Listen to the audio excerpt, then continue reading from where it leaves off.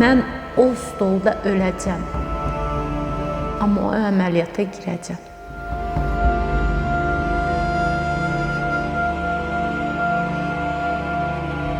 Hep dua edirdim ki, anam arıq olsun.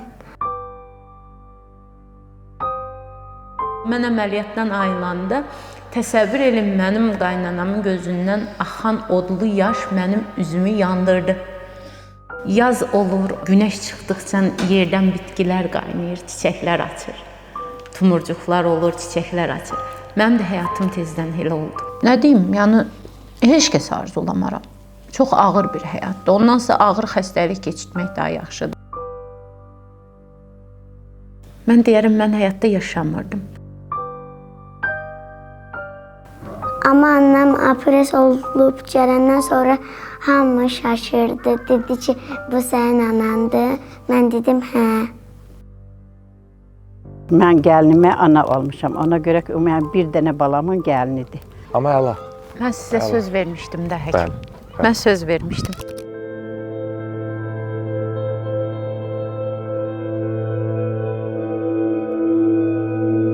Pərvanənin həyatı bir tərəfdən çəkinin ağır yükü, digər tərəfdən isə xəstəliklərin yaratdığı maneələrlə dolu idi. Atdığı hər addımda nəfəsi daralır, hətta körpəsi yıxılarkən ona həyan ola bilmirdi. 187 kiloqramlıq ağırlıq onun fiziki hərəkətini deyil, eyni zamanda həyat sevincini də boğurdu. Yəni dünyaya gələrkən belə 4 kilo ilə dünyaya gəlmişəm. Yəni heç bir vaxt arıq olmamışam. 30 yaşında mən ailə qurmuşam. 140 kilo ilə oğlum dünyaya gəlib, 140 kiloqram idim. Qız dünyaya gələndə 115 kiloqram idim. Bir də gördüm ki, çəkim 150, 160, hətta gəldim 187 kiloqram. Demək, uşaq həyətdə qaçırdı, yıxıldı qəfil. Mən durub getmək istədim uşağın arxasınca, gedə bilmədim. Bəli, bu qız idi. Gedə bilmədim. Pis oldum, yəni yoldaşım gördü ki, yəni mən gedə bilmirəm. Qaçdı, öz uşağı götürdü. Sonra mən dedim ki, yəni belə olmaz.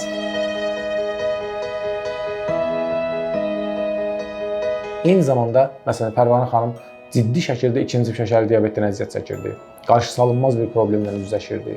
Pərvanə xanım şikayətlərində eşitdiniz ki, o deyir övladlarım evdə bir acil, təcili problem olduğu zaman, yıxıldıqları zaman belə məni çağıranda mən onlara qaçıb yetinə bilmirdim. Elə bir sıxıntı olurdu ki, mən özüm də narahat olurdum ki, ya Rəbbim ya Allah, bu köklü hardan gəldi, çıxdı. Artıq ət də bu insana ziyan verir bu. Ya işləməyə qoyur, ya hərəkət eləməyə qoyur. Mən məktəbdə laborant işləyirəm, ancaq özüm müəlliməyəm, laborant işləyirəm. İş yoldaşlarımın arasında çox çətinliklər çəkirdim. Geyim barədə çətinliklər çəkirdim. Kənd həyatıdır, əkin, biçindir, uşaqlar, 2 körpə evladıma baxmaq üçün. Güclü, məsələn, qaraciyər piyələnməm var idi, şəkərli diabet idim. Nəfəs ala bilmirdim. Ayağım məni saxlamırdı, belim məni saxlamırdı. Bütün həyətdə, evdə, hər yerdə stol qoymuşdum. Otura-otura iş görürdüm, yəni gördüyüm işləri oturaraq görürdüm. Çox çətin idi, gerçəkdən çox çətin idi. Deyirdilər ki, sənin anan nə qədər çöktü. Hep dua edirdim ki, anam arıq olsun, gözəl olsun.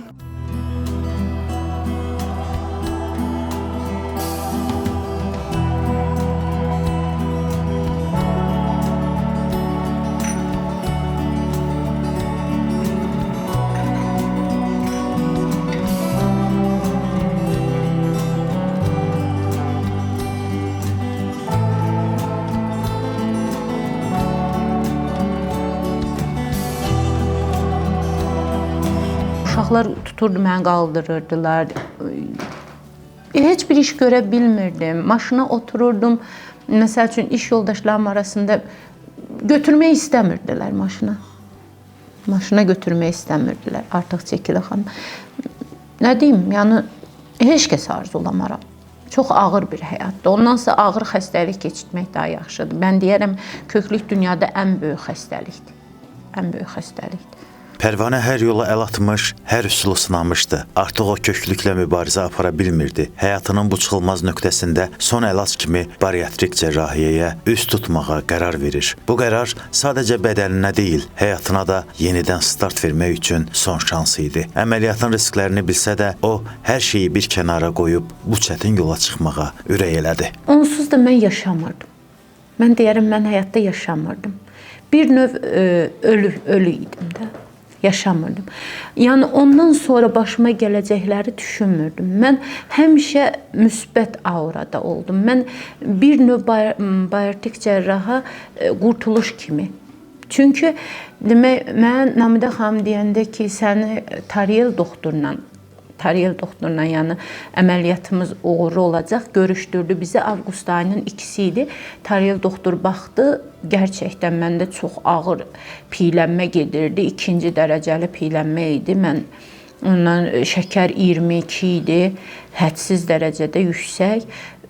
Orada narkoz həkimi var idi. Yəni gördüm ki, narazıçılıqlar oldu. Tariyel doktor mənə dedi ki, Pərvan xanım, biz səninlə 14 gün sonra görüşək, çox yox, 3 kilo arıqla gəl. Baxaq, səndə vəziyyət necə gedir.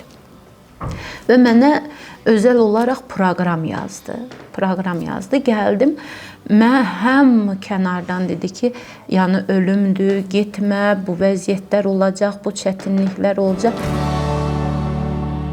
İnan ki, yəni mən o çətinliklərin heç birini yəni qorxmadım, gözə almadım, fikirləşmədim. Çünki artıq həkimi görmüşdüm. Artıq həkimi tanıyırdım. Həkim barədə çox şeylər oxumuşdum, araşdırmışdım. Mən həkimimə güvənmişdim, inanmışdım. Və də qorxmurdum. Çünki bir növ həyatını artıq itirmiş bir insan idim. Yenidən o həyatı yəni qazanmaq mənim üçün uğur oldu. İtirmək mənim üçün qorxulu deyildi. Mən o stolda öləcəm, amma o əməliyyata girəcəm.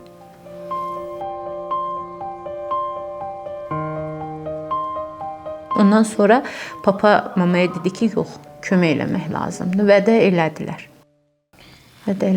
Gerçəkdən. Sadəcə 90 kiloqram olub 60 kiloqrama düşüb öz xarici görünüşlərini dəyişmək istəyən xanımlar üçün deyil. Bu əməliyyatlar Pərvanə xanım kimi 180, 190, 150, 160 kiloqram olub, qarşısı alınmaz piylənmənin problemləri ilə qarşı-qarşıya qalıb heç cür arıqlaya bilməyən insanlar üçün daha çox vacibdir. Bunu unutmamalıyıq. Bu əməliyyatlar tibbi göstərişlər əsasında aparılmalıdır. Birinci əsas ümdə məqamlarımızdan birisi budur. O çox zülüm çəkirdi, çox əziyyət çəkirdi. Gördüm, belə olan şey deyil. Ona görə ki, bir yaxşı həkimi tapdıq, Tariyel doktor. Bu çətin səyahətdə Pərvanə tək deyildi. Hər dəfə zəif anlarında həyat yoldaşının tutduğu əl və doğmalarının verdiyi motivasiya dolu dəstəklə özünü yenidən toparlaya bildi. Pərvanə bu böyük dəstəyi heç vaxt unuda bilməzdi. Çünki bu sevgi, bu anlayış olmasaydı, o bu uzun və çətin yolu keçə bilməzdi.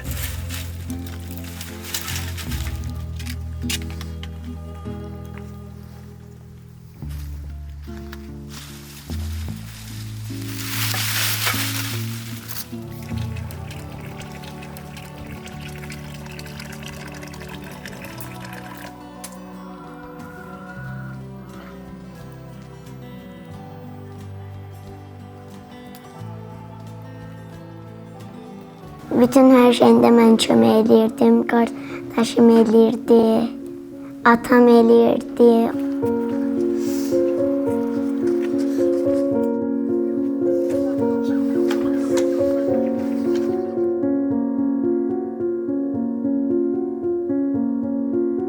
Mən 3 qızım var, yəni o da oldu 4-cü qızım. Mən 5 dənə balam var. Bəzən valideynlər tərəfindən, qohum-əqrabalar tərəfindən pasiyentlər psixoloji baskıya məruz qalırlar və o pasiyentin əməliyyatdan sonraki dövrdə olan yaxın dövr prosesinə çox ciddi mənfi təsir göstərir. Hansı insanlardakı müsbət aura var, hansı insanlardakı ailə üzvləri tərəfindən müsbət psixoloji mesaj ötürülməsi var, o pasiyentlərdə hər şey çox mükəmməl gedir. Bunların nümunələrini bilirsiniz. Hər dəfə mama mənə gördükcə Allaha şükür, Allaha şükür. Yəni sevindi. Hərdə o da mənə gerçəkdən yüksək motivasiya verirdi. Bəlkə də yəni üzr istəyirəm bu sözümə görə. Başqa ailə olsaydı, başqa bir çox ailələr görürük də kilo baxımından o qədər evlər dağılan ailələr olur ki, amma mənim yoldaşım anlayışlı olduğu üçün mənim ailəm ayaqda qaldı. Mən məsələn yoldaşım çox səbirlə hər şey ötəcək, keçəcək bu günə inandığı üçün, yəni özü də mənə çox kömək elədiyi üçün, yoxsa çox çətinliklər yata bilmirdim. Məsələn uşaqlar körpəyi də əlimdən tutub uzandırırdılar.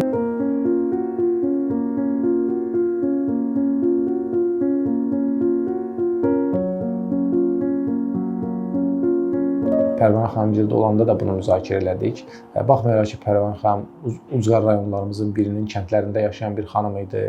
Baxmayaraq ki, ətrafında onu sosial qınağa tuş gələ biləcək bir durum var idi.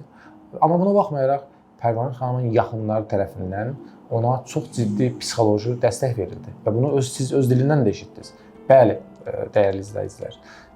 Bu tip pasientlərdə mədə kismə əməliyyatları pasientin həyatını gözəlləşdirir.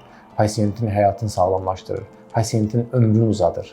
Və bu tip əməliyyatlardan sonraki dövrdə bu pasientlərə yaxınları tərəfindən, ailələr üzvləri tərəfindən, dostları tərəfindən bir qınaq, bir sosial bir baskı olduğu zaman onların əməliyyatdan sonraki dövrdəki xüsusən yaxın dövrdəki reabilitasiyası çətin olur. Bunu unutmamaq lazımdır. Yəni bu pasientlərə ailə dəstəyi, xüsusən psixoemosional balansın yüksək olması, əhval-ruhiyyənin pozitiv olması çox ciddi effektiv nəticələr verir. Bunu siz Pərvanə xanımın dilindən də eşitdiniz. Mən əməliyyatdan ayılanda təsəvvür edin mənim qaynanamın gözündən axan odlu yaş mənim üzümü yandırdı.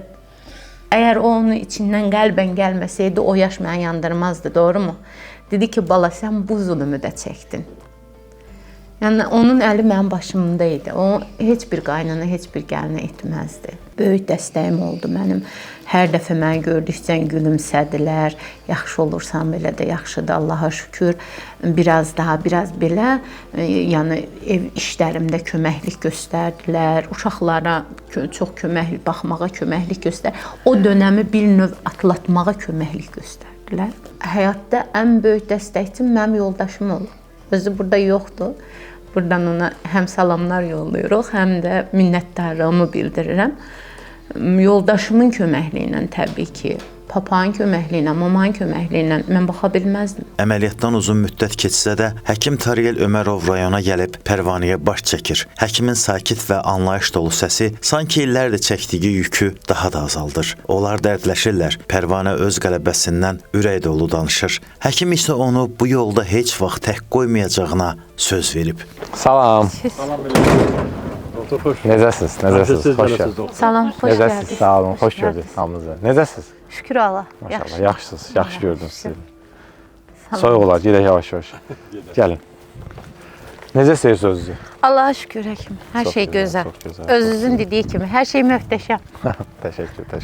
Təbii ki, siz sayəsində. Planlayırdıq ki, gələcəyik bura. Bəli. Gəlin, bir gün öncədən sizin əvvəlki şəkillərə baxırdım, fotolara baxırdım. İndi sizi gördüm, əməli bir şok effekti yarandı. Amma baxırıq indi maşallah, yəni həqiqətən də ideal. Yəni sizə heç kim deməz ki, siz nə vaxtsa 180 kiloqram olmusunuz və yaxud da 180 kiloqramın üstündə. İdeal nəticədə. Elə baxmayaraq ki, biz belə deyək, sizdən biraz uzaq olduq, kommunikasiya qırıqlığı yarandı, bəzi şeylər nəzərə alınmadı. Amma əla. Mən sizə söz vermişdim də həkim. Mən söz vermişdim. Uzaq olmağa baxmayaraq bütün dediklərimizə əməl edəcəm. Pərvanə xanımın da çox əziyyət oldu bu işdə. Yəni biz hamını istəyirik, yaxşı əməliyyat eləyək, ideal nəticə olsun, amma pasientimiz də bizim dediklərimizi sonuna qədər elədi və nəticə də ki, maşallah göz önündə. Biz həkim sonra da gəlinimizi etibarı əllərə vermişik. Tamam, təşəkkür Çox edirəm. etibarlı həkimsiz, peşəkar həkimsiz, Minnətdaram. öz sağlığınızı gözəl bilirsiniz. Bayaq elə o təndir çörəyi məsələsi gündəmə gəlibdi. Yox, yeməyəcəm. Karbohidratdan nə qədər uzaq dursanız, bir ömür boyu bax bu sağlamlığınızı, bu çəkinizi, bu bədəninizi qoruyacaqsınız. Nəticə olacaq əla. Belədir də, Allahın verdiyi bütün təyyamların dadını bilirəm. Bəli. Artıq heç nə ehtiyac yox. Super. Əla. Allaha şükür. Allahıma şükür. Bundan artıq heç nə istəyə bilmərəm. Möhtəşəmsiniz. Bizim əməliyyatımızdan ortalama artıq il yarım keçir. Bəli, 1 il, İkilə. 3 ay. Bir 3 ay, 2 il oldu gedirik. Son 3 ayda adətən bu əməliyyatlardan sonraki dövrdə bizim bütün reabilitasiya, arıqlama, metabolik problemlərin aradan qalxması, yanaş gedən xəstəliklərin toparlaması ilk 3 ayda başlayır, 1 ilin tamamında bitir. Amma bu 1 ildən sonraki dövrdə özünüzü necə hiss edirsiniz? Çox əla doktor. Hətta mən deyərəm ki, mən o çətinlikləri ilk 4 ay çəkdim. İlk 4 ay. 4 aydan sonra artıq mən o çətinliklərin heç biri olmadı məndə. Gerçəkdən. Nəzərə alsaq ki, siz 180 kiloqramın üzərində olan bir pasiyent idiniz. 187 kiloqram idim sizlə görüşəndə. Ay maşallah, 180. İndi nə qədərdir? 70? İndi 76 kiloqram. 76 kiloqram. Orta hesabla biz 110 kiloqram çəki vermişik. Əla nəticədir. Bundan sonra bunu qorumaq lazımdır. Bunu qorumağın çox sadə alqoritmi var, çox sadə prinsipləri var. Prinsip odur ki, sintetik karbohidratlardan uzaq duracaqsınız. Siz ət yeməklərinizi yeyəcəksiniz. Təbii, yəni çox gözəl eviniz var, çox gözəl həyətiniz var, çox gözəl bir yerdə yaşayırsınız, məskunlaşmısınız. Təbii qidalarınızdan istənilən qədər yeyə bilirsiniz burada. İstər ət məhsulları, tərəvəz məhsulları, normal şəkildə. Burada uzaq duracağımız, gələcəkdə bizdə təkrar müəyyən problemlər yarada biləcək qidalar sintetik karbohidratlardır. Yəni bunlara un məhsulları, qənnadı məhsulları, şirniyyat və bunlardan uzaq durmaq lazım. Bu tək sizə görə yox, ümumiyyətlə hər kəs üçün faydalı bir belə deyək də tövsiyədir. Çünki bugünkü günümüzdə hal-hazır dövrdə sintetik karbohidratlar hər bir insan üçün təhlükəli bir durumdur. Siz necə, razısınızmı? Əlbəttə, çox sağ olun. Allah sizdən razı olsun. Çox gözəl. Mən ilk başlar xanımı xatırlayıram. Həyəcanlı idi, sual dolu baxışları vardı ki, Pərvanə xanım necə arıqlayacaq, necə olacaq. Sizin də təəssüratlarınızı dinləmək xoş olar biz üçün. Sağ ol doktor. İlk gündən sizə etibar edirəm. Razısınızmı? Çox razıyam. Allah da sizdən razı olsun. Siz gözəl həkimsiniz. Tərifə layiq həkimsiniz. Minnətdaram. Minnətdaram. Biz çalışırıq ki, hər İşiniz kəsi... də çox gözəl alınıbdır. Həkimin sualları Pərvanəni bir daha düşünməyə və öz səylərini dəyərləndirməyə vadar eləyir. Hər yeməkdə nə yediyini, porsiyalarını necə azaltdığını xəbər alır. Pəhriz mənim üçün cəza deyil, zövqdür, deyir Pərvanə. Həkim onun iradəsinə heyran qalmışdı. Bu təkcə bədənin yox, həm də ruhun qələbəsi idi. Pərvanə, biraz qidalanmanızdan bəhs eləyin də. Yəni bu biz üçün bir sosial mesaj olsun da bu qidalanmanız. Biraz Səhər yuxudan durdunuz, nə yediniz? Səhər yuxudan durdum həkim. Sadə. İlk öncə içdiyim yarım stəkan ilıq sudur. Sonra ya para yarımçıq yumurta, ya da ki elə bir stəkan elə çayla gedirəm işə. İşdən gəldikdən sonra tərəvəz məhsullarına çox üstünlük verirəm. Hərdən qidamda ət, balıq, yəni balaca da belə kiçik. Bunları çalışmaq lazımdır ki, rutin ətiniz olsun. Rutin. Hər gün ət yeməlisiniz. Bunlar olur. Axşam yeməyində isə çox vaxtı məsələn ağartıya üstünlük verirəm. O mənə çox rahat olur. Həm özüm də sevirəm ağartı məhsullarını, belə də rahat olur. Belə. Burada önəmli məsələlərdən biri budur. Əməliyyatdan sonraki dövrdə biz pasiyentin mədə-bağırsaq sistemindən ifraz olunan hormonal sistemində müəyyən bir dəyişikliklər yaradırıq. Və bu dəyişikliklərin hesabına siz tək mədəniz balacalaşıb deyənə yox, eyni zamanda iştah reseptorlarında sizdə şəkərli diabet yarada biləcək, digər hormonal problemlər yarada biləcək. Mədə-bağırsaq sistemindən ifraz olunan hormonal hissələri uzaqlaşdırdığımızdan dolayı bunlarda bir dəyişikliklər baş verir. Və nəticə etibarilə bunun hesabına da sizin metabolik sindromunuz aradan qalır. Qeyd edeyim ki, mən sizinlə ilk dəfə görüşəndə mənim şəkərim 22 idi. Yadınızdadırsa da ölçdük biz orada 22 idi və 20-22 arası idi məndə şəkər. Özüm də yəni diabetli şəkər xəstəsiyəm. 340, 380, 360. İndi 5.3.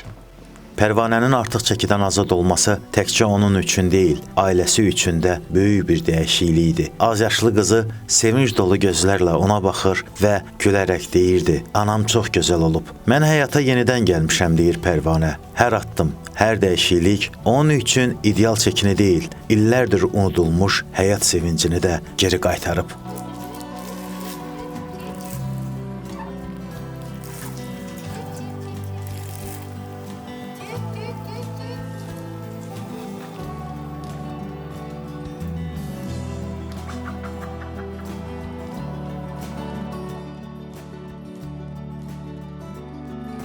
Amma annem apres olub gələndən sonra hamı şaşırdı. Dedi ki, bu sənin anandır. Mən dedim, hə.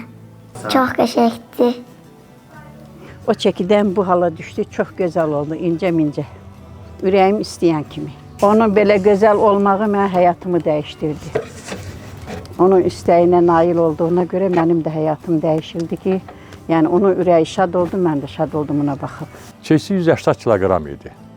İndi artıq o çəkidən azad olunub, gəlinim rahat nəfəs alır, hər cür iş görə bilir, şükür Allahın birliyinə. 100 kilo burada yoxdur demək olar. Bundan gözəl nə ola bilər? Çox danılmaz faktorlardan biridir ki, məhdəki əməliyyatları adı altında tanınmış bariatrik metabolik cərrahi əməliyyatlar tək bu pasiyentlərin son ümidi olaraq arıqlama yeri deyil, eyni zamanda piyələnmə nəticəsində yaranmış bir çox xəstəliklərin, məsələn, şəkərli diabet, qaraciyər yağlanması, piyələnməyə bağlı ürək-damar sistemi xəstəlikləri və yaxud da tənəffüs etməzliyi, bu tip problemlərin də həllində ən qalıcı, ən effektiv, ən son və ən güvənli müalicə metodlarından, cərrahi müalicə metodlarından biridir. Həkim Daryol Ömərov nəticələri öyrənmək üçün ailəyə baş çəkəndə hər kəsin özündəki məmnunluq hissi onu dərindən təsirləndirirdi. Qaynata və qaynana fəxrlə danışır, Pərvanənin bu çətin yolda necə irəlilədiyini vurğulayırlar. Pərvanə isə gözləri dolaraq, sizin sayənizdə mən yalnız çəki itirmədim, itirilmiş həyatımı geri qazandım deyir. Kənardan kiminsə dediyinə baxmırdım. Çünki mən bilirdim ki, mənim seçimim doğrudur. Mənim həkimim, məsəl üçün, işinin peşəkarıdır. Ona görə mən qorxmamışam həkim. Gerçəkdən. Və də sizən görüşə gələndə də demişdim, ilk dəfə görüşəndə mən demişdim, həkim, mən bacaracam. Mən bilirdim, mən bacaracam. Çünki mən çox araşdırmışdım. Çox həkimlər araşdırmışdım, çox həkimlərlə görüşmüşdüm. Gerçəkdən, yəni mən seçimimdə yanılmamışam. Bir həkim olaraq biz üçün də çox qürur verici, çox zövq alıcı, çox fərəhlənici bir durumdur ki, pasiyentimiz çox ideal nəticə alıbdır. Şəkərli diabet düzəlib, qaraciyər yağlanması aradan qalxıb, pasiyentimiz xoşbəxtdir. Bu biz üçün ən önəmli bir həkimi qürurlandıracaq məqamlardan biridir. Siz çox gözəl həkimsiniz, peşəkar həkimsiniz, doktor. Mən sizin haqqınızda həkim eşitmişdim, maraqlanmışdım. Siz öz işinizi gözəl bilən, peşəkar bir həkimsiniz, gözəl bir insansınız. Hər şeydən də qabaq. Sizə minnətdaram, təşəkkür edirəm. Sağ olun ki, bizim həyatımızda belə gözəl həkimlər var, belə gözəl həkimlər bizə rast gəlib. O gözəllik nəticəsində də gəlinim də bir gözəllik alıb. Çox təşəkkür edirəm. Bu bizim üçün bir fəxrdir. Hər həftə həkim mənlə maraqlanır. Özü kənar yerlərə gedən vaxtı medsestrası mənlə maraqlanır və dietoloqları mənlə maraqlanır. Həkim bütün gün mənlə kontaktdadır. Maraqlanır, sorunçur, yeməyimi, qidamı. Tək mən onun yanına gedib yoxlananda soruşmur, görmür məni. Həkim mənlə bütün gün kontaktdadır.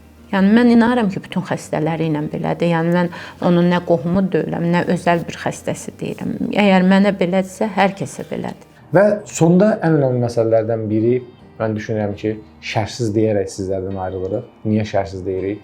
Çünki bizim dediklərimiz bir kənara qalsın, sizin gördükləriniz ciddi reallığı əks etdirir və bu görüntülərdən hər birinizin əldə etdiyiniz nəticələr, hər birinizin əldə etdiyiniz pozitiv, qənaətbəxş fon məncə ən böyük reallıqdır. Yaz olur, günəş çıxdıqca yerdən bitkilər qaynayır, çiçəklər açır.